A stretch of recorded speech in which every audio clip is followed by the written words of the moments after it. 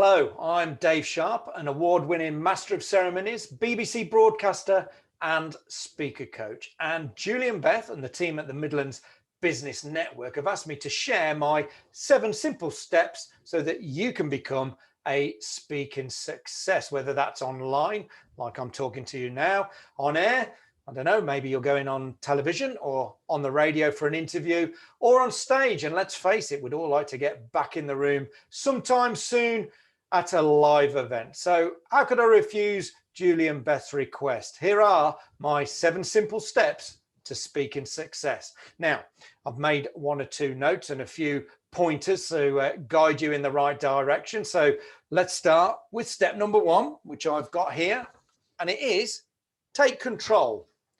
What do we mean by take control? Well, in my experience, a lot of people get anxious and fearful about speaking in public, whether that's at a networking event or a conference, or maybe at a job interview, because they don't feel in control. Well, it's your gig. Take control. For example, when I go to speak at an event or host an event or as an MC for an event, I'll always talk to the organizer in advance and say, I'm going to need somewhere to get changed. Can you make sure I've got a changing room or at least a space where I can go and put my dinner jacket on? I'm in control. I don't want to turn up and be panicking and wondering about where I'm going to get changed. If you go on the radio and you're waiting to be interviewed, you can ask, what's the first question that I'm going to be asked? So that you're in control. It gives you time to get prepared. And there are other things you can do. If you're speaking at a conference, you might want to suggest your own time that you want to speak. You might be better in the morning. So you might say, can I have the 10 o'clock slot?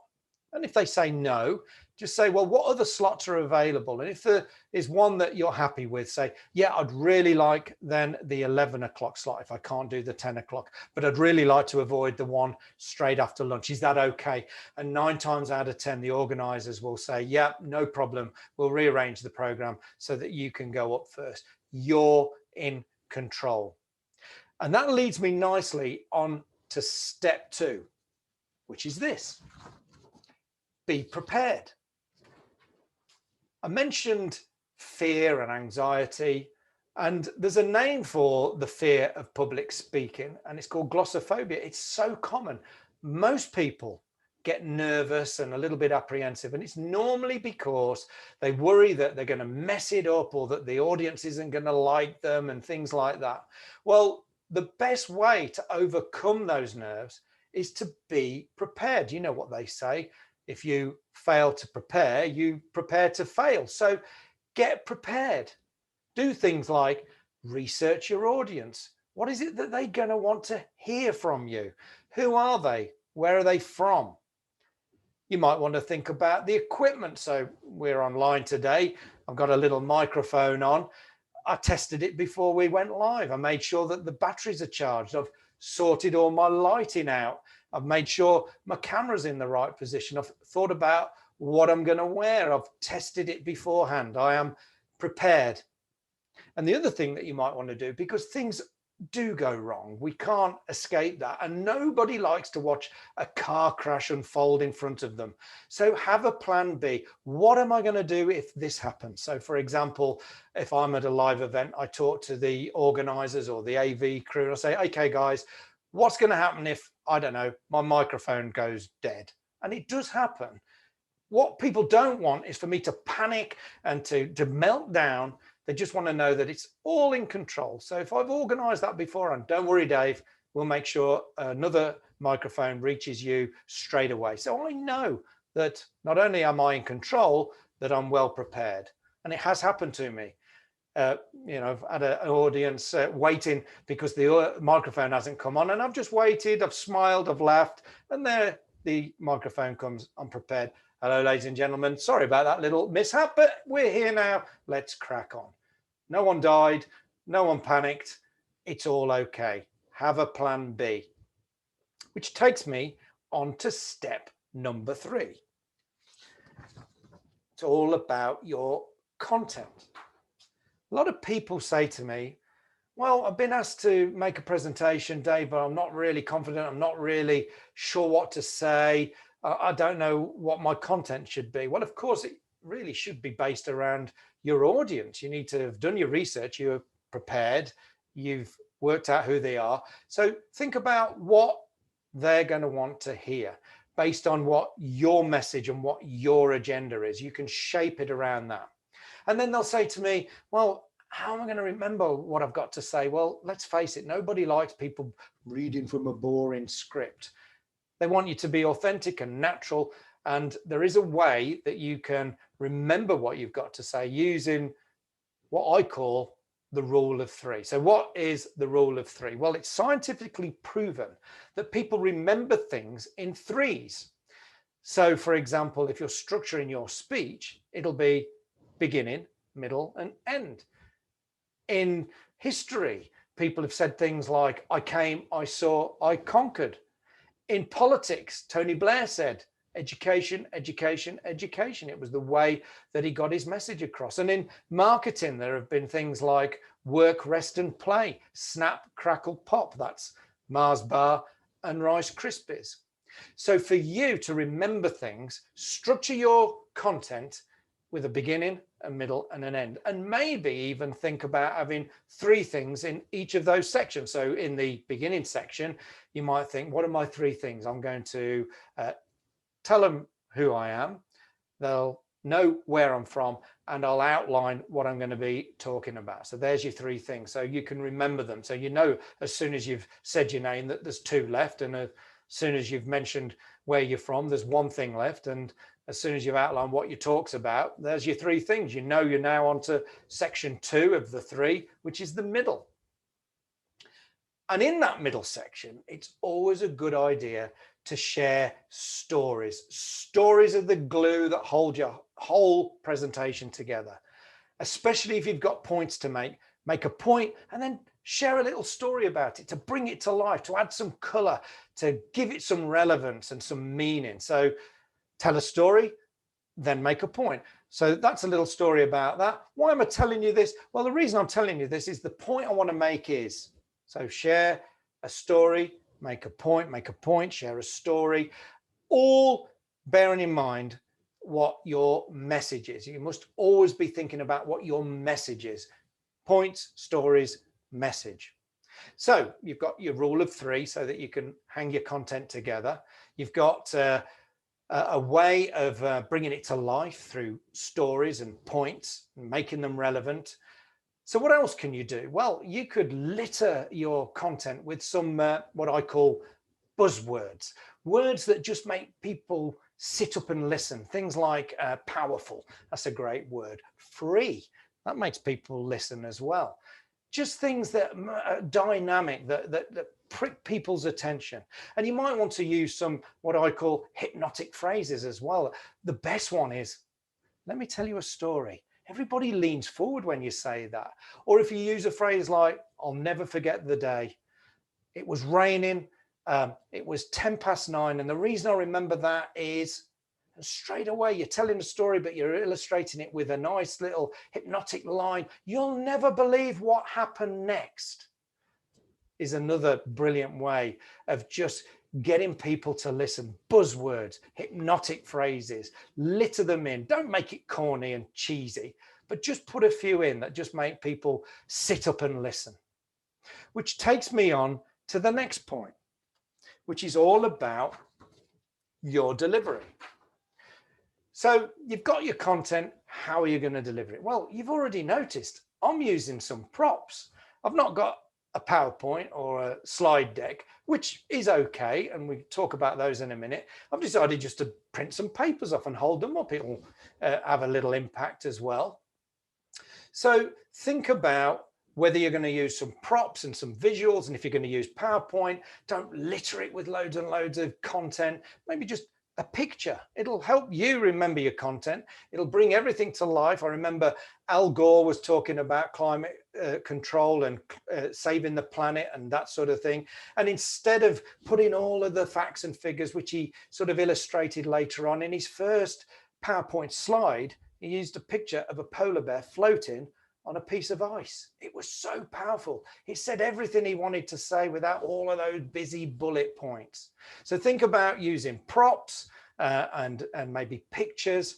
I remember once working with a chief executive of an IT company, and he'd got 90 slides. I couldn't believe it. And I'd got to introduce this guy onto stage. 90 slides. Even if he speaks really quickly, that's going to take him a hell of a long time to get through. So we just narrowed it down. And in the end, he used 3 props. He brought a yucca plant on stage and a couple of other items. And people sort of sat back in their seats and thought, what's he going to do here? And he brought the yucca plant to the front of the stage and he started talking about it. He said, let me tell you what the yucca plant represents. It's all about the growth of the company. And he illustrated all of those things that were on his PowerPoint slides using the yucca plant. And guess what? When people were asked afterwards what they remembered most about his talk, it was the yucca plant. And then again, when they were asked, well, what was the yucca plant all about? They remembered all about the sales figures, about the growth. It made him memorable, which takes me on to my next little tip. It's called EDM, and it stands for emotional, different, and memorable. And there's that rule of 3 again. If you can make your talk or your content, and even if it's just a 60-second pitch, emotional, different, and memorable, guess what? People will take action on what you want them to do. And I'm going to come on to that very shortly. So what do we mean by emotion? Well, how do you want people to feel when you've shared your content, when you've spoken to them? Do you want them to be angry? Do you want them to be fired up? Do you want them to be happy? Do you want them to be a little bit moved? How do you want them to feel? You know, when Greta Thunberg shares her content, she wants people to feel empowered to go and make a difference. She might want them to feel a little bit guilty because they're not doing enough to save the planet. But emotions make people take action. It gets them, it gets to them, and that's what we want them to do. So how can you make your content different and memorable? Well, I mentioned the yucca plant, of course, and you want people to remember you. So doing something like the yucca plant or something else that you're going to share will make you stand out from the crowd. It's going to make people think, oh, that's the person who. So emotion, different, memorable. And then also you might want to think about facial expressions, smiling, or, you know, maybe looking concerned. Hand gestures, I'm using quite a lot of them, you know, illustrating that rule of 3 by holding up 3 fingers, you know, moving people on by making that gesture. And of course, you can practice all of these in front of a camera and film yourself and play it back, or a mirror, or someone who you know might say, well, actually, you're moving around too much, or that's too busy, or you're standing rigid like a statue. Bring it to life.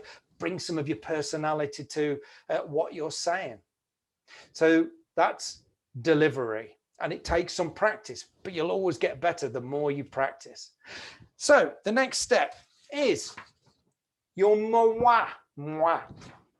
What do we mean by that? Moi stands for most wanted action. I don't know what the H stands for, but I just put it on the end anyway. Moi. What do you want people to do as a result of you presenting to them or speaking to them?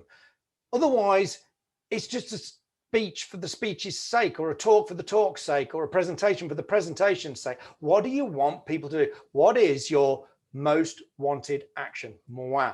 Okay, and there's the rule of 3 again. Most wanted action. Do you want them to sign up for your free report? Do you want them to come to the front of the stage if we're at a live event and give them their business cards over to you? Do you want them to sign up for a newsletter? Do you want them to sign a petition if you're at a rally or something like that? What do you want people to do? Make them do something and make it clear what you want them to do. Tell them to do it. People need to be told. So you might say, at the end of this talk, what I'd like you to do is visit this website, sign up to my free report, and you'll get that in your inbox by the time you get home, or something like that. And of course, what you're doing then is you're capturing data, and you're giving people permission to carry on the conversation. Because the one thing that I'm not sure about is whether you should sell in any kind of presentation. Do you really want to be selling? People in this country particularly don't like to be sold to. But you've got to keep the conversation going. You've got to engage people and hope that they'll stay in touch, and giving them access to a free newsletter, a free report, or giving your business card over, those sorts of things. Maybe you've got a book that you want to give out. Keeps the conversation going, keeps those lines of communication open so that you can, then maybe sell to them later on. So think about your most wanted action. Next up, step 6, follow up. Once you've completed your 60 seconds, your presentation, your talk, whatever you've done, you must follow up. Hi, you gave me your email address at the conference last week or on the online webinar last week. I'm just following up with another free resource. I thought you might be interested in this extra report that I've written. Or you might want to join my free Facebook group, or I'd just like to know whether you took action. We all agreed at the meeting that we would do X, Y, and Z. Did you do that? Can you let me know? And it's a sort of a non-invasive, friendly way, again, of just jogging people on because people are busy, just reminding them that you had the chat, that you presented to them, that you gave your 60-second speech or whatever it was that you did. And it just gives them that little nudge. You are following up. Otherwise, all of that hard work is gone. It's done for nothing. You've not followed up. That's the end of it. And so my final step is get feedback. So you can say, what did you think of the presentation? Did you get value from it? What could we have improved?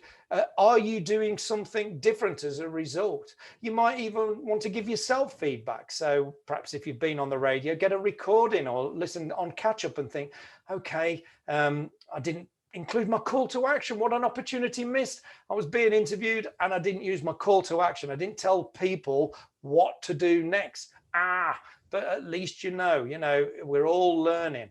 So feedback is invaluable. Watch a video of yourself. It can be painful. No one really likes it, but you learn about any little habits you might have or things that you do that actually think, that was really nice. I'm really pleased I did that. So there you go.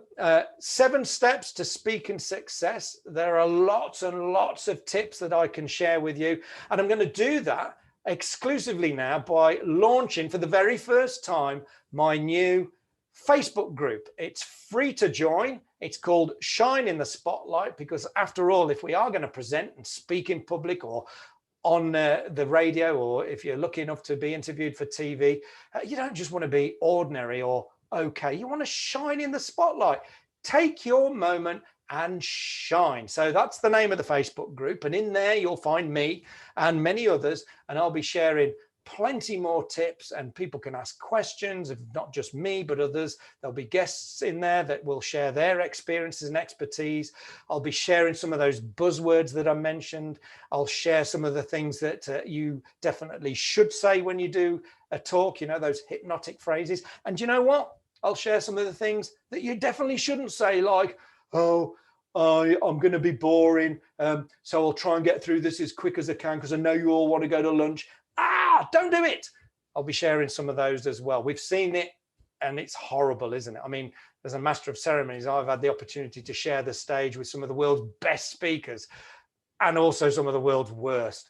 And so I know what works, and I definitely know what doesn't work. So I'll be sharing some of that stuff in that Facebook group. It's free.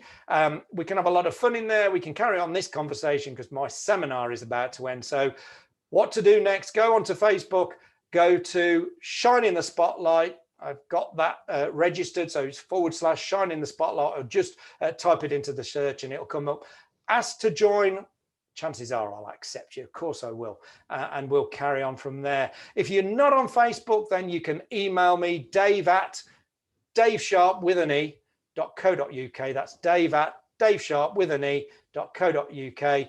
And we'll get in touch, and I'll send you those buzzwords, those phrases, and we can have a chat about any needs that you might have when it comes to public speaking. So there you go. Thanks, Beth. Thanks, Julie. Thanks for inviting me to share those 7 steps to speaking success. Good luck with it all.